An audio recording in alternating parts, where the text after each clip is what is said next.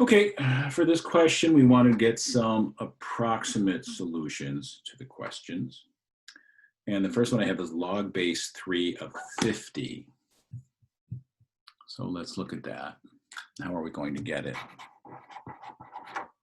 Log base 3 of 50. There's a couple ways to do this. I think the safest way is to rewrite it as an exponential. So I have 3 to the x equals 50.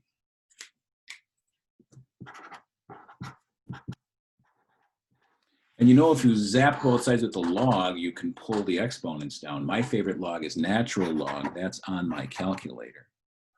So I'm going to take natural log of the left side, natural log of 3 to the x equals natural log of 50.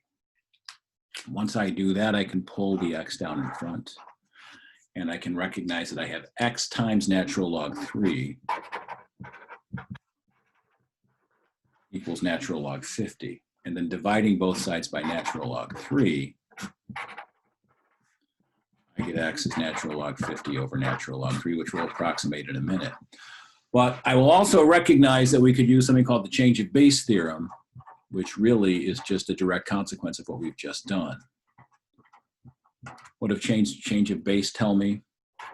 If I have log base b of m, that could be natural log m over natural log b, or frankly, any other base you want. It could be log base a of m over log base a of b. But in reality, if we're using our graphing calculator, we're going to use natural log or log base 10 because that's how we can evaluate those. So if I'm looking at this using change of base, log base 3 of 50, I say directly, okay, fine, that's natural log 50 over natural log 3, which is certainly a lot faster, but this gives us an idea of where it comes from. So let's go ahead and compute that on the calculator. So upstairs, I need natural log 50, or log base 10 would also work. I guess I could show you that here. Natural log 50 divided by natural log 3. And we get an answer of 3.5609 to 4 decimal places. 3.5609. And then if I also wanted to use log base 10 instead, so log 50 over log 3 with log base 10, log 50 divided by log 3, you will see the change of base theorem tells us it doesn't really matter which log you use. We should get the same answer. Our same answer being 3.5609, which is what I have here. X is about 3.5609.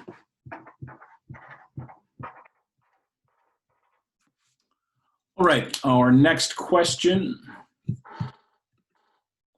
asks us to do what? Solve 10 to the x equals 719. We want to approximate that to 4 decimal places. 10 to the x equals 719.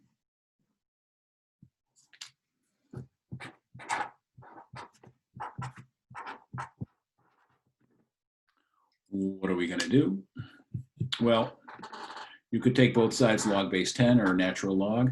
Probably makes more sense here to use log base 10 since I have a 10 on that side. So I can take log base 10 on the left side, take log base 10 on the right side. So I have log base 10 of 10 to the x equals log base 10 of 719. Fine, using our rules, I can pull the x down. X times log base 10 of 10 equals log base 10 of 719. But what is log base 10 of 10? Log base 10 of 10 equals z. 10 to the z equals 10, which of course 10 to the z equals 10 to the first. So z equals 1. Log base 10 of 10 is indeed 1. So I get x times 1 is log base 10 of 719. So x is log base 10 of 719. But log base 10 on the calculator is the same as just log of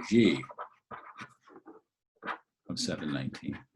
I don't need to write the base. If I don't say what it is, it's log base 10. So let's go to the calculator and see what that is. log is log base 10 of 719. And what do I get? 4 decimal places, I get 2.8567.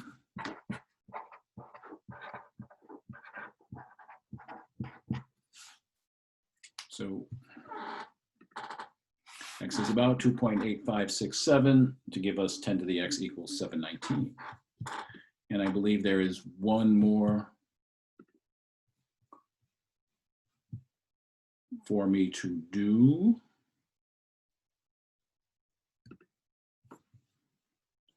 So let's take a look at that.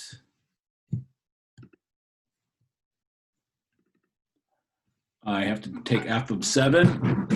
So what I have here is, I have f of x is 300 times 1.025. To the x, I want f of 7. So it'll be 300 times 1.025 to the 7th power. So we'll certainly do that on the calculator and see what we get.